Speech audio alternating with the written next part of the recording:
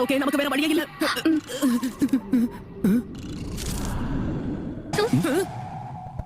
என்ன இது? இதுக்கு அர்த்தம் என்ன?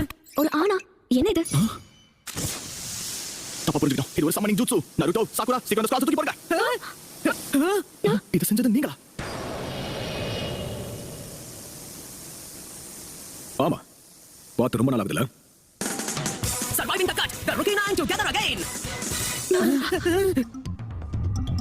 இருக்கா சென்சே? இந்த டெஸ்ட்ல ஏகப்பட்ட கஷ்டங்களை அனுபவிச்சிட்டு போல இருக்கு. ஆனா எனக்கு ஒரு புரியல, எதுக்கு இப்படி இன்பத்தை கொடுக்கணும்? சமனிங் ஜூட்ஸ்ல நீங்க ஏன் வரணும்?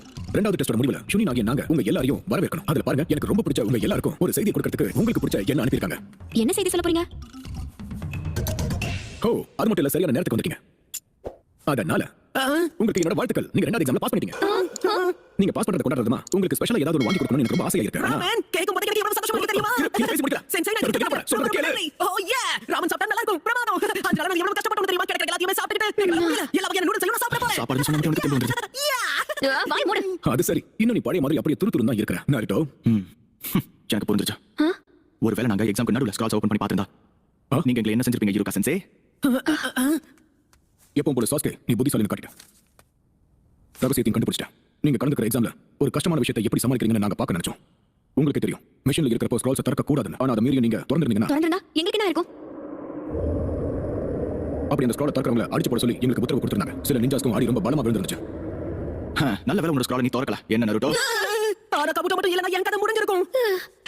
ஆமா, கொஞ்சம் விட்டு கதையை முடிஞ்சிருக்கும். உங்ககிட்ட ஒன்னு கேக்குறேன் சென்சே.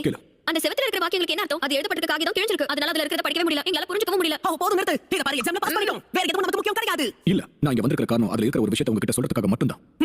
நீங்க உண்மையாவா சொல்றீங்க? ஆமா, இதுல இருக்கிறது முக்கியமான விஷயம். அத கவனமா படிங்க. இதெல்லாம் ஜூனியர் கைப்பற்ற வேண்டிய ஒரு விஷயங்கள். இதை எழுதுனது லார்ட் ஒகாஹே தான். இதெல்லாம் இன்ஸ்ட்ரக்ஷன்ஸ். ஆமா, இதுல சொர்க்கன்றது உங்க மனசு, பூமின்றது உங்க உடல். சொர்க்கத்தை அடையணுங்கிறது உங்களோட ஆசை. ஞானம் பெற்றாதான் உங்களோட அறிவாற்றலும் வளரும். புரியுதா? உனக்கு புரியுற மாதிரி சொல்றேன். ஒருவேளை உன்னோட புத்திசாலித்தனம் உன்னோட பிரச்சனைனா நாருட்டோ, அப்படி நீ கண்டிப்பா ரொம்ப கஷ்டப்பட்டு நீ பண்ண போற மிஷனுக்கு தேவைப்படுற திறமைகளையும் புத்திசாலித்தனத்தையும் வளர்த்துக்கணும். ஓகே, நீங்க சொல்ல வரது புரியுது. அப்புறம் நீ பூமியில நீங்க பலவீனமா உணர்ந்தீங்கன்னா பயிற்சி எடுத்து தாக்க தயாரா இருங்க. ஒருவேளை உன்னோட பலந்தா உன்னோட பெரிய பிரச்சனை இருந்துச்சுன்னா நீ உன்னோட வாழ்க்கையில உன்னோட உடல் பலத்தை தினமும் அதிகரிக்கிறதுக்கு நீ பயிற்சி எடுத்துட்டே இருக்கணும். அது ரொம்ப முக்கியமான ஒரு விஷயம். பூமியும் சொர்க்கமும் தயாரா இருக்கிற நேரத்துல உங்களோட வெற்றியை யாராலையும் தடுக்கவே முடியாது. அதுக்கு அர்த்தம் உங்களோட மனசு உங்களோட உடல் ஒண்ணா வேலை செஞ்சா ரொம்ப ஆபத்தான மிஷன் கூட உங்களுக்கு ரொம்ப ஈஸியா தெரியும். சரியா ஒரு எழுத்து மிஸ் ஆகுதே, அது என்னவா இருக்கும்? அந்த இடத்தை நிரப்ப வேண்டியது உங்களோட கடமை தான். நீங்க இந்த ஸ்க்ரால்ல ஒரு சிம்பிள் பாத்தீங்களா? அது ஒரு பர்சன் குறிக்குது. அது ஜூனியர் நீங்க தான். தேர்வுல கலந்துக்கிட்ட அந்த 5 நாளும் ஒரு ஜூனியர் உங்களோட திறமையை சோதிக்க ஒரு வாய்ப்பா அமைஞ்சது. நான் ரொம்ப உறுதியா சொல்றேன், அந்த 5 நாளும் நீங்க அற்புதமா செயல்பட்டீங்க.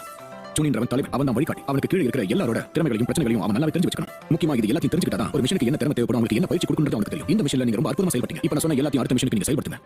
அவ்வளவுதான், நான் பேசி முடிச்சிட்டேன். இதை சொல்றதுக்காக தான் இவ்வளவு தூரம் வந்தேன். புரிஞ்சிருச்சு.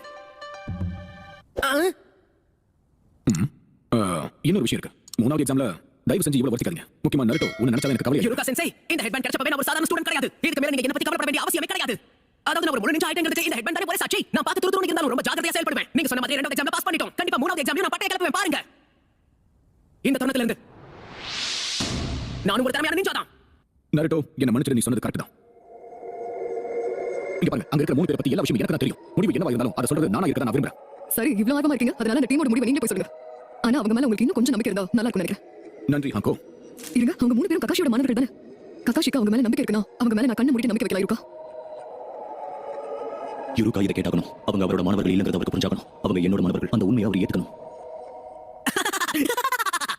இப்ப எனக்கு தெளிவா புரிஞ்சிருச்சு. இங்க இருக்கிற உங்களோட திறமைகளை பிரச்சனைகளை தெளிவா புரிஞ்சுக்கிற பக்குவம் கண்டிப்பா உங்களுக்கு தான் இருக்கு ககாஷி. இப்ப பரவாயில்லையா? அந்த சாப குறியீடு இன்னும் உனக்கு வலிக்குதா? இல்ல, பெருசா வழி இல்ல. நான் உங்களுக்கு அதுக்கு நன்றி சொல்லணும். அது இருக்கட்டும், முக்கியமான விஷயத்தை பத்தி பேசலாம். அந்த ஒரோச்சிமாரு 3 லெஜெண்டரி நிஞ்சாவான சாணில ஒருத்தன் தானே. ஆம்பு பிளாக் ஆப்ஸ் யூனிட்டால தோக்கடிக்க முடியாத அளவுக்கு அவன் ரொம்ப சக்தி வாய்ந்தவனா இருக்கணும். அவன் செத்துட்டான்னு வதந்தி கேள்விப்பட்டேன். ஆனா அது உண்மை இல்லைன்னு நினைக்கிறேன். இப்போ எதுக்காக அவன் இந்த கிராமத்துக்கு வந்திருக்கான்?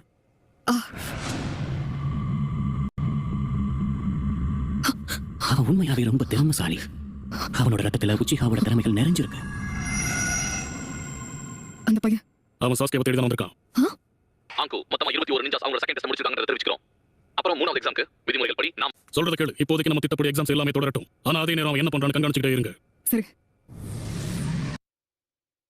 முதல்ல 2வது எக்ஸாம்ல பாஸ் பண்ணதுக்காக உங்க எல்லாருமே நான் வாழ்த்துக்களை தெரிவிச்சுக்கிறேன்.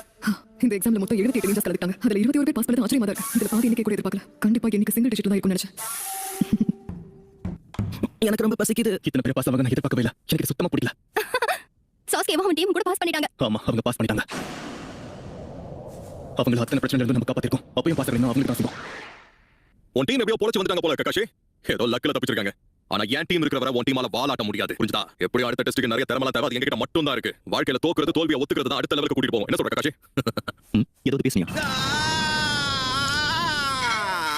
ஒத்துக்கிற ககாஷி, நீ தான் ரவுண்ட்ல ஜெயிச்சேன்னு. நீ கண்டுக்காம இருக்கிறத பார்த்தா கோவம் தான் வருது. ஆனா உன்னால எப்போ இதை தோக்கடிக்கவே முடியாது. அப்போ அதுதான் காய் சென்சேயோட பழைய எதிரியா? அவங்க அழக வச்சு எடை போடணும்னா கண்டிப்பா காய் சென்சே தோத்து போயிடுவாரு. இங்க இருக்கிற காய் சென்சே தான் சிறந்த ஆசிரியர். பார்த்தாலே எல்லாருக்கும் தெரியற அளவுக்கு அவர் டக்கரான ஆசிரியர். பொறுத்துருங்க காய் சென்சே, கண்டிப்பா உங்களை ஒரு நாள் நான் பெருமைப்படுத்துவேன். இனி எனக்கு நெருக்கமா இருக்கிற யாரோட கண்ணிலையும் நான் கண்ணீரை பார்க்க விரும்பல. அதனால கண்டிப்பா இனி எந்த போட்டியிலையும் நான் தோக்க மாட்டேன் காய் சென்சே. எப்பவும் தோக்க மாட்டேன். எதிர்பார்த்த மாதிரி இங்க இருக்கிறதுல காய் சென்சே தான் சிறந்த ஆசிரியர். பார்த்தாலே எல்லாருக்கும் தெரியற அளவுக்கு அவர் டக்கரான ஆசிரியர். பொறுத்துருங்க காய் சென்சே, கண்டிப்பா உங்களை ஒரு நாள் நான் பெருமைப்படுத்துவேன். இனி எனக்கு நெருக்கமா இருக்கிற யாரோட கண்ணிலையும் நான் கண்ணீரை பார்க்க விரும்பல. அதனால கண்டிப்பா இனி எந்த போட்டியிலையும் நான் தோக்க மாட்டேன் காய் சென்சே. எப்பவும் தோக்க மாட்டேன். எதிர்பார்த்த மாதிரி சிறப்பாக நமக்கு மட்டும் தான் பாஸ் பண்ணிருக்காங்க. சாஸ்கே உச்சி நீ பண்ணதுக்கு நான் உன்னை கண்டிப்பா சும்மா விட மாட்டேன் சாஸ்கே. இதுக்கு நான் பழி வாங்கியே தருவேன். நம்பவே முடியல. 26 டீம்ல வெறும் 7 டீம் தான் இங்க இருக்காங்க. கௌரா மேல இது வரைக்கும் ஒரு கீழ் கூட விழல.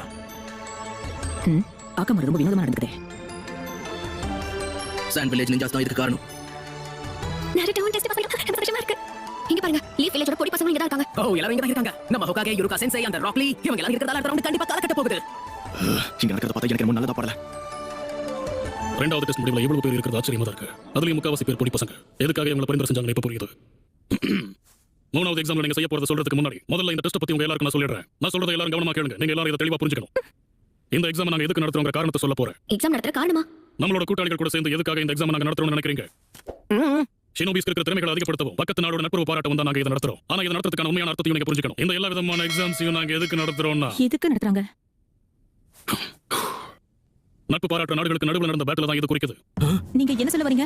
சொல்றேன், நம்ம வருங்காலத்தை திரும்பி பாத்தீங்கன்னா இப்போ நாம நட்புறவு பாராட்டுற எல்லா நாடுகளும் அதிகாரத்தை கைப்பற்றணுங்கிற நோக்கத்துல ஒரு காலத்துல சண்டை போட வந்தவங்க தான். ஆனா அர்த்தமே இல்லாம எல்லாரோட ராணுவ சக்தியும் அழிக்க கூடாதுங்கிற காரணத்துக்காக எல்லாரும் சேர்ந்து ஒரு இடத்தை தேர்ந்தெடுத்து அந்த இடத்துல ஒவ்வொரு நாடு சார்பா ஒருத்தர் அனுப்பி சண்டை போட சொன்னாங்க. இப்படி தான் ஜூனியர் தேர்ந்தெடுக்கிற எக்ஸாம்ஸ் ஆரம்பத்துல உருவாச்சு. ஆனா நாங்க எதுக்கு இந்த எக்ஸாம்ஸ்ல பங்கேற்கணும் எனக்கு புரியல. ஏன்னா நீங்க கண்டிப்பா ஜூனியர் போராட்டத்துக்கு அனுப்ப போறது கிடையாது. இதுக்கான உண்மை என்னன்னா ஜூனியர் திறமையும் கௌரவமும் இருக்கிற ஷினோபிஸை தேர்ந்தெடுக்க தான் இந்த பரீட்சை நடக்குதுங்கிறது உண்மைதான். ஆனா இது அதுக்காக மட்டுமே நடக்கல. எங்க நடக்கிற எக்ஸாம்ஸ்ல ஒரு நிஞ்சா தன்னோட நாட்டோட பெருமையை ரொம்ப சிறப்பா வெளிப்படுத்த முடியும். அதை நிரூபிக்க மத்த நிஞ்சாஸ் கூட போட்டி போடலாம். பெருமையை நிரூபிக்கிறதுக்காகவா? நிறைய தலைவர்கள் அப்புறம் பல நாடுகளோட முக்கிய புள்ளிகள் இந்த எக்ஸாம்ஸ் பார்க்கிறதுக்கு பார்வையாளர்களா வருவாங்க. அப்புறம் ஷினோபிகள் அவங்களுக்காக வேலை செய்ய வைக்க முயற்சி பண்ணுவாங்க. இந்த எக்ஸாம் தான் நீங்க எந்த மாதிரி நிஞ்சாவை வேலை செய்ய போறீங்கறத நிரூபிக்கும். அதை விட முக்கியமா அங்க வர எல்லாரும் உங்களுக்குள்ள இருக்கிற திறமைகள் அப்புறம் உங்க நாட்டுல இருக்கிற திறமைகளை ஒத்து கவனிப்பாங்க. இதை தெரிஞ்சுக்க இந்த மாதிரி ஆபத்தான சூழ்நிலைகள் தேவை. அதுல தான் உங்களோட திறமைகள் வெளிப்படும். இந்த டெஸ்ட்ல ஒரு நாடு அந்த நாட்டை சேர்ந்த ஷினோபிஸ்க்கும் அவங்க சக்திகளை வெளிப்படுத்துற வாய்ப்பு கிடைக்கும். அந்த நாட்டோட சக்தி ரொம்பவே முக்கியம். இந்த டெஸ்ட்ல உங்க உயிரை போற வாய்ப்பு இருக்கிறதுனால இதுக்கு ரொம்பவே மதிப்பு இருக்கு. இது நம்ம நாட்டோட திறமையை நிரூபிக்கிற ஒரே காரணத்துக்காக உங்க முன்னோர்கள் இந்த டெஸ்ட்ல பங்கெடுத்தாங்க. இந்த போராட்டம் இந்த கிராமத்தோட பெருமையும் உங்க கனவு இதுல இருக்கு. டெஸ்ட் எப்படி இருந்தாலும் பரவாயில்ல. இந்த எக்ஸாமோட முடிவு பத்தியும் கொடுங்க. அதுக்கப்புறம் என்ன தடையா இருந்தாலும் தெரிஞ்சு போயிட்டே இருப்போம். அப்படினா சந்தோஷம். எல்லாரும் கவனமா நான் சொல்றத கேளுங்க. இந்த மூணாவது எக்ஸாம்ல நீங்க என்ன செய்யணும்ங்கறத நான் சொல்ல போறேன். லால்வகாஹே, நீங்க அதை சொல்றதுக்கு முன்னாடி இந்த மூணாவது எக்ஸாமோட கண்காணிப்பாளரான ஹயாட்டே கோவானை நான் கொஞ்சம் பேசிக்கிறேன். தாராளமா பேசு. உங்க எல்லாரையும் சந்திச்சதுல சந்தோஷம். இந்த மூணாவது எக்ஸாமுக்கு முன்னாடி நீங்க எல்லாரும் ஒரு விஷயம் பண்ணணும்னு நான் ஆசைப்படுறேன்.